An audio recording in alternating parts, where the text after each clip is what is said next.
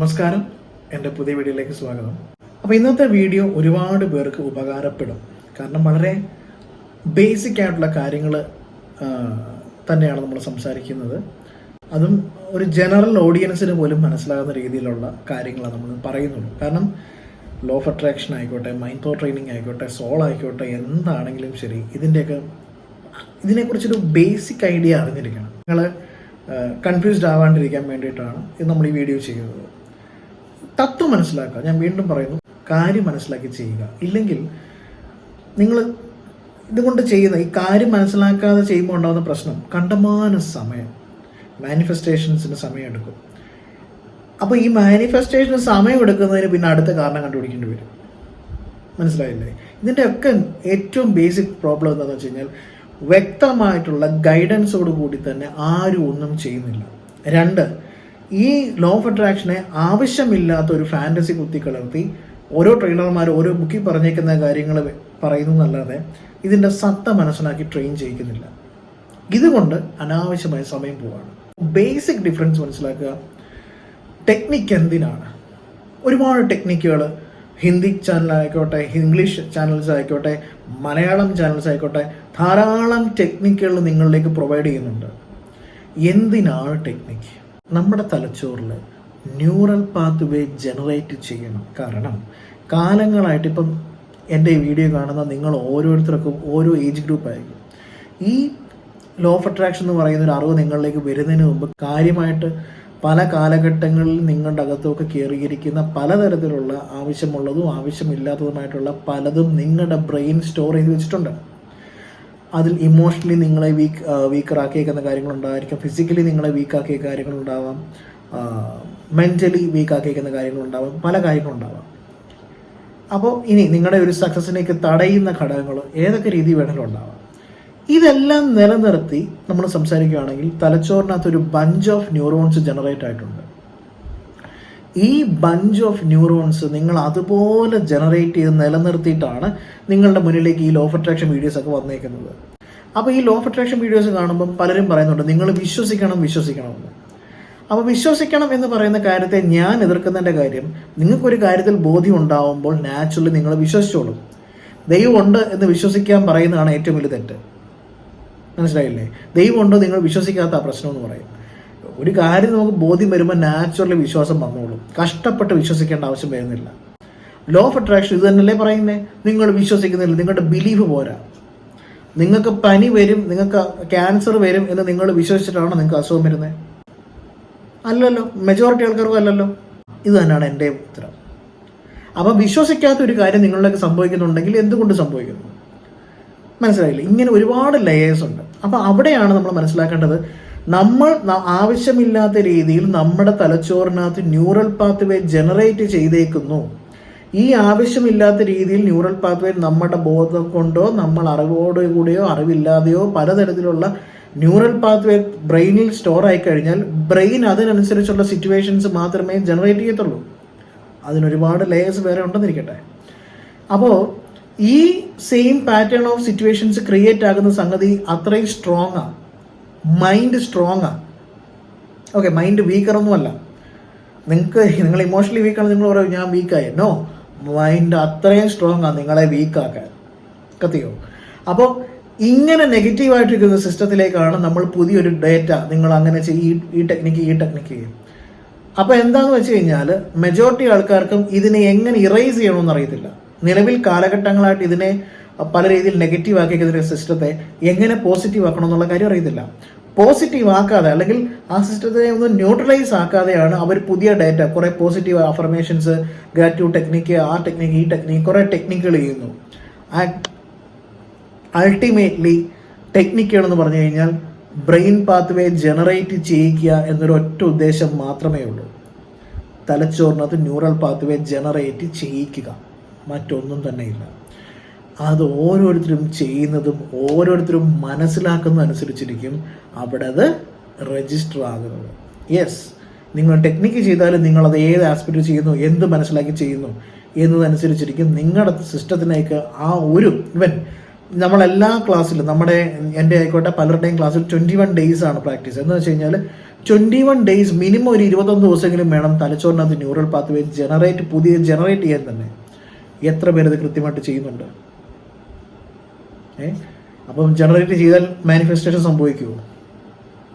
നിങ്ങൾ 21 ദിവസം കൃത്യമായിട്ട് നിങ്ങൾ ഒരു ട്രെയിനറിൻ്റെ കീഴിൽ പോയിട്ട് അല്ലെങ്കിൽ നിങ്ങൾ സ്വന്തമായിട്ടോ നിങ്ങൾ 21 ഡേയ്സ് ഒരു ആക്ടിവിറ്റി ചെയ്താൽ നിങ്ങളുടെ കാര്യം നടക്കുന്നുണ്ടോ? ഇല്ല. കാരണം അങ്ങനെയാണ് നിങ്ങൾ എത്ര ബുക്ക് തീർത്ത് കഴിഞ്ഞു, എന്നിട്ടൊന്നും നടക്കാത്തത്. അവിടെയാണ് നമ്മൾ അടുത്ത കാര്യം തലച്ചോറിനകത്ത് ന്യൂറോൺസിനെ മാത്രം ജനറേറ്റ് ചെയ്തുകൊണ്ടൊന്നും സംഭവിക്കാൻ പോകുന്നില്ല.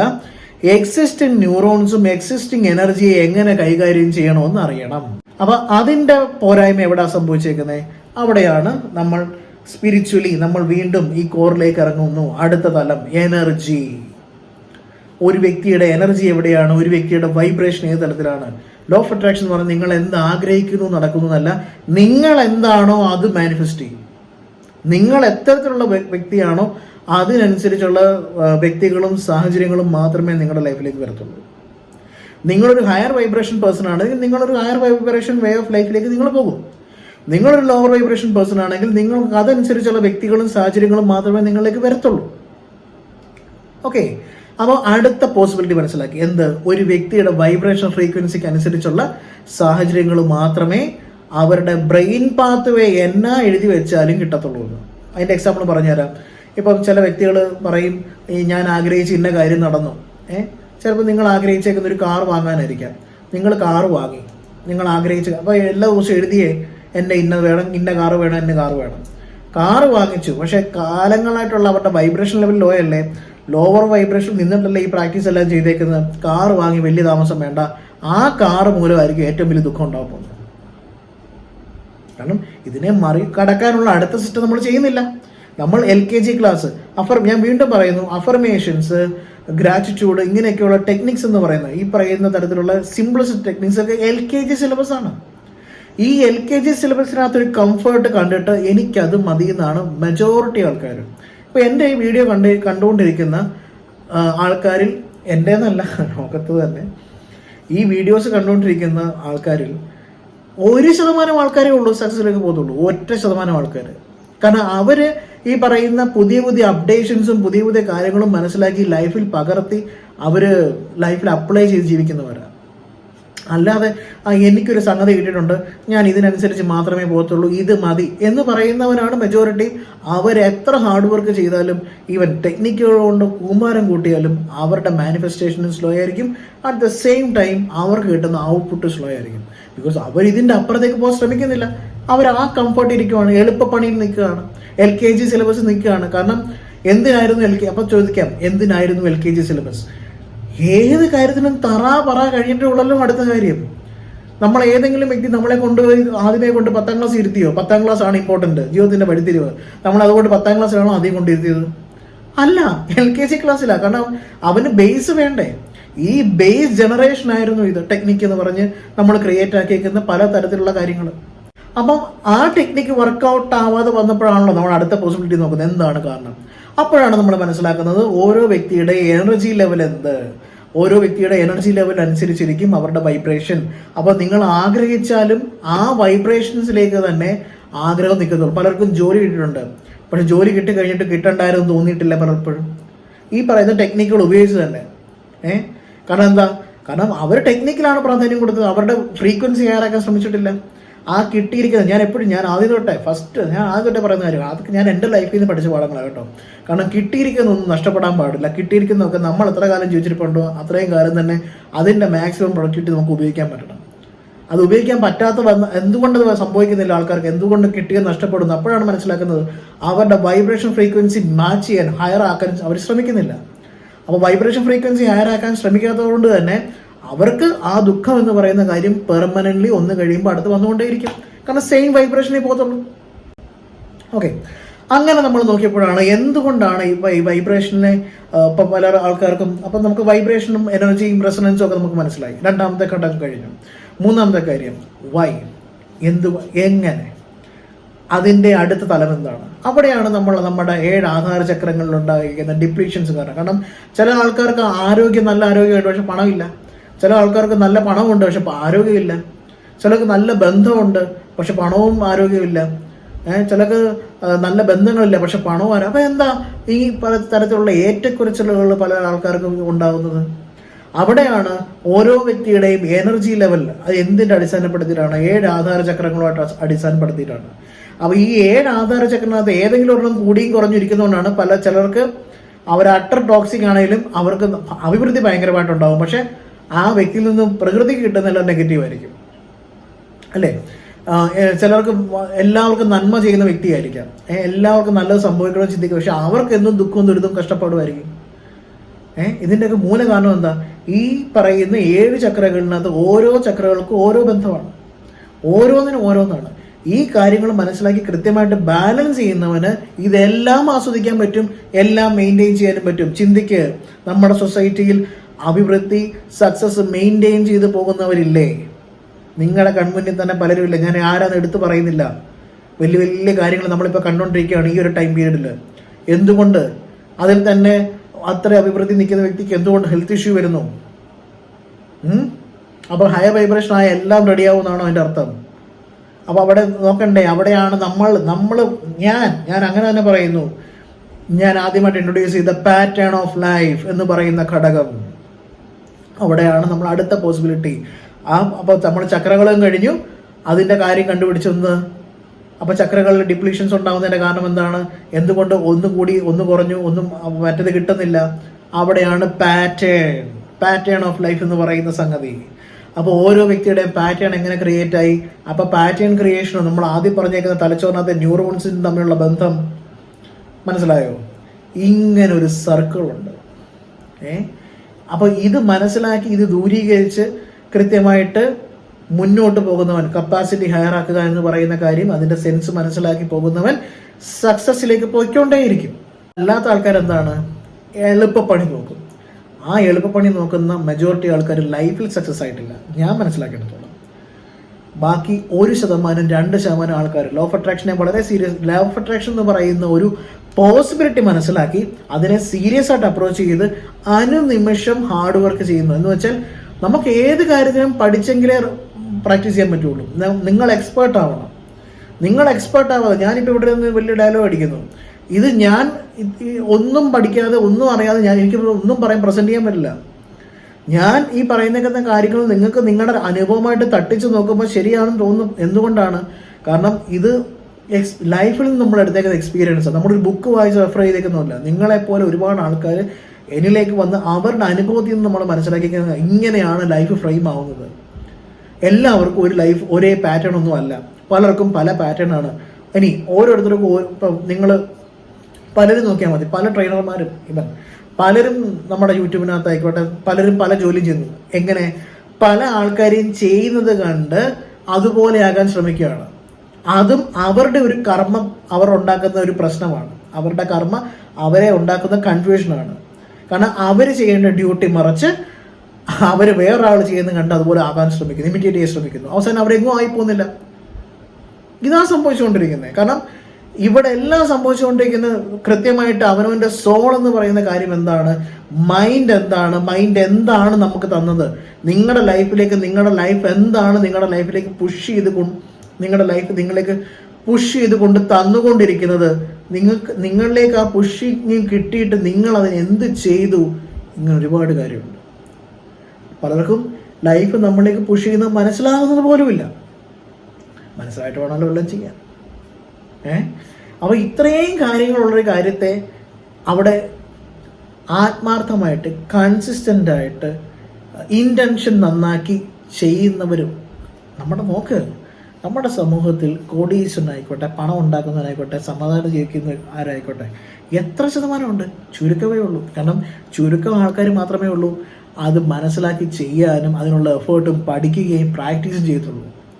അല്ലാത്തവനൊക്കെ എളുപ്പപ്പണി നോക്കുന്നവൻ. പണ്ട് നമ്മളെല്ലാ മോട്ടിവേഷൻ വീഡിയോയും കേൾക്കുന്നത് റോൾസ് റോയ്സിൻ്റെ സ്പെല്ലിങ് ഒരുത്തം ബുക്ക് ചെയ്തപ്പം അത് വായിച്ചവൻ പറഞ്ഞു, സാറേ നിൻ്റെ സ്പെല്ലിങ് തെറ്റാ. നീ സ്പെല്ലിങ് നോക്കിക്കൊണ്ടിരുന്നോ, ഞാൻ റോൾസ് റോയ്സ് യാത്ര ചെയ്തോളാം. ഇത്ര തന്നെ ഉള്ളൂ. സ്പെല്ലിങ് നോക്കുന്നവനും എളുപ്പപ്പണി നോക്കുന്നവനും കാലങ്ങളോളം നോക്കിക്കൊണ്ടിരിക്കും. അല്ലാത്തവൻ ബുദ്ധി ഉപയോഗിച്ച് കിട്ടിയിരിക്കുന്ന ഓപ്പർച്യൂണിറ്റി, കിട്ടിയിരിക്കുന്ന പോസിബിലിറ്റി മനസ്സിലാക്കി എന്നിൽ മാറ്റം വരുത്താൻ എന്തെങ്കിലും ഉണ്ടോ, എന്നിൽ എന്തെങ്കിലും പ്രശ്നമുണ്ടോ, ഉണ്ടെങ്കിൽ അത് മാറ്റം വരുത്താനുള്ള വഴിയിലേക്ക് ഇറങ്ങും. അവനത് മാറ്റം വരുത്തും, സക്സസ്സിലേക്ക് കൊണ്ടുവരിക്കും.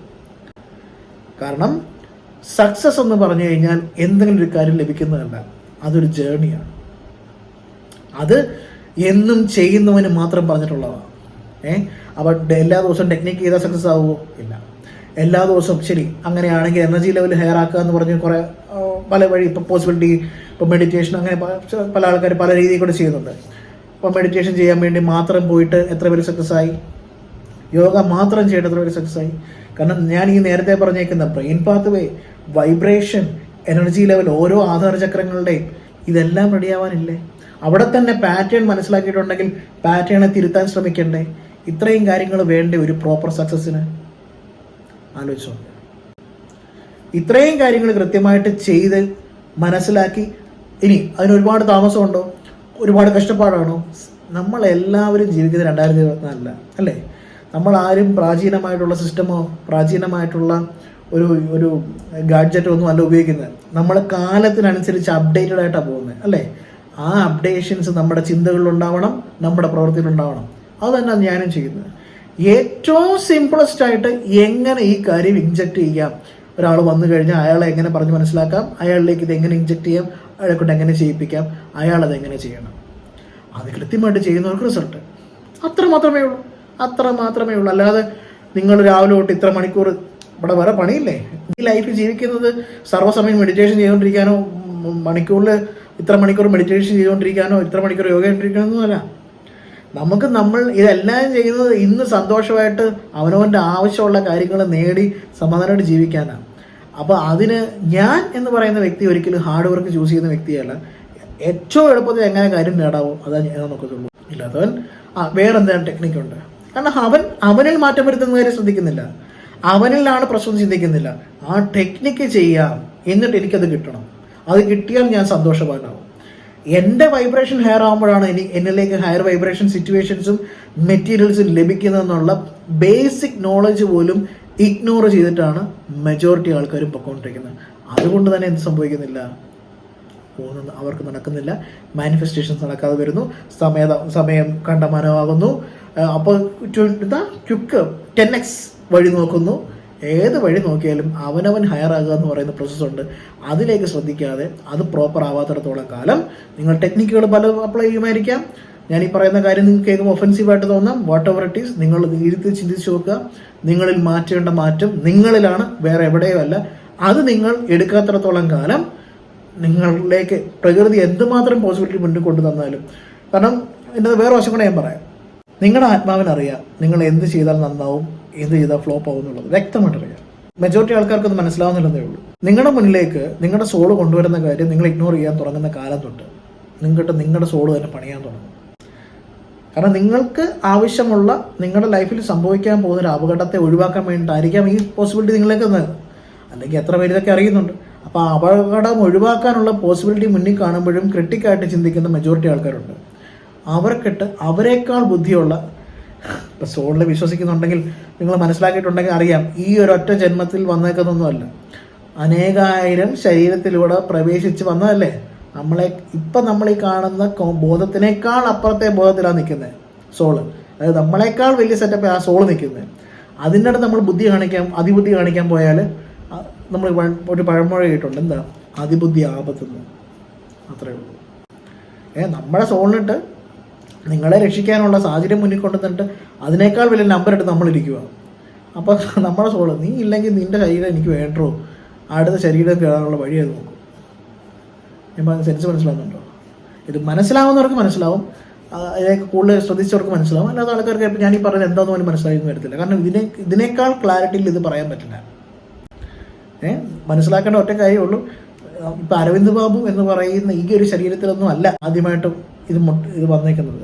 ഇത് കണ്ടമാനം ജന്മങ്ങൾ എടുത്ത് വന്നത്. അപ്പം ഈ ബോധത്തിനേക്കാൾ സൂപ്പർ കോൺഷ്യസിൽ ഒരു സംഗതി ഉണ്ടെന്ന് ഞാനെന്ന് പറയുമ്പോൾ പറഞ്ഞില്ല, അത് കൺഫ്യൂഷൻസ് എനിക്ക് വരാം. എങ്കിലും ഒരു സാധാരണ ആൾക്കാർക്ക് മനസ്സിലാവേണ്ട രീതിയിൽ പറയുകയാണ് എന്ന് ഞാൻ മനസ്സിലാക്കണം. ഈ ഞാൻ എന്ന് പറയുന്ന, അല്ലെങ്കിൽ എൻ്റെ ഉള്ളിലിരിക്കുന്ന ചൈതന്യം, അല്ലെങ്കിൽ ആ ചൈതന്യം എന്ന് പറയുന്നതിനെ പലരും ഞാനെന്ന് പറയും. അപ്പം ഞാനിനെ കുറിച്ച് തന്നെ പറയുമോ? വീണ്ടും കൺഫ്യൂഷൻസ്. ഒന്നുമില്ല. ഉള്ളിലിരിക്കുന്ന ചൈതന്യം ആദ്യമായിട്ട് ഇവിടെ വന്ന് അഭ്യാസം കാണിക്കാൻ വന്നൊന്നുമല്ല, കണ്ടമാന അഭ്യാസങ്ങൾ കഴിഞ്ഞിട്ടാണ് വന്നത്. അതിൻ്റെ അടുത്ത് നമ്മൾ കൂടുതൽ അഭ്യാസം കാണിക്കാൻ പോയാൽ നമുക്കിട്ട് അത് തന്നെ വീട്ടിലെ പടി പണിയും. ഇതാണ് പണ്ടുള്ളവർ പറയുന്ന അതിബുദ്ധി ആപത്തെന്ന്. മനസ്സിലായോ? ഇതാണ് സംഗതി. അപ്പം അതുകൊണ്ട് നിങ്ങളിലേക്ക്, നിങ്ങളുടെ സോള് നിങ്ങളെ രക്ഷപ്പെടണമെന്ന് വിചാരിച്ച് നിങ്ങളിലേക്ക് കൊണ്ടുവരുന്ന പോസിബിലിറ്റിയിലേക്ക് നിങ്ങൾ ഇറങ്ങുക. നിങ്ങളുടെ വൈബ്രേഷൻ എന്താണോ അതേ സംഭവിക്കാൻ പോകുന്നുള്ളൂ. വൈബ്രേഷൻ ഹെയർ ആക്കാനുള്ള കാര്യങ്ങൾ പ്രോപ്പറായിട്ട് ചെയ്യാൻ ശ്രമിക്കുക. അതിനുള്ള കാര്യങ്ങൾ എന്തൊക്കെയാണോ അത് ചെയ്യാനുള്ള കാര്യങ്ങൾ, ഒരുപാട് കാര്യങ്ങളുണ്ട്. പഠിക്കേണ്ടവർക്ക് നമ്മളുടെ ഓപ്പർച്യൂണിറ്റീസ് ഒരുക്കിയിട്ടുണ്ട്. കൃത്യമായിട്ട് നമ്മൾ ഗൈഡ് ചെയ്യുന്നതാണ്. സ്വയം വിശകലനം ചെയ്ത് നോക്കുക. നമ്മൾ ഇന്നിപ്പോൾ ചെയ്തേക്കുന്ന വീഡിയോ കൊണ്ട് നിങ്ങൾ നിങ്ങളുടെ ലൈഫിൽ സംഭവിച്ചേക്കുന്ന നിങ്ങൾ ഓരോ കാര്യത്തെ എടുത്ത് ചിന്തിച്ചോ. ആ ചിന്തിക്കുമ്പോൾ നിങ്ങൾ മനസ്സിലാക്കും പല കാര്യങ്ങളും നിങ്ങൾ പൊക്കോണ്ടിരിക്കുന്ന അബദ്ധമാണെന്ന്. ആ തിരിച്ചറിവിനെ പുതിയ വെളിച്ചത്തിലേക്ക് നയിക്കത്തുള്ളൂ.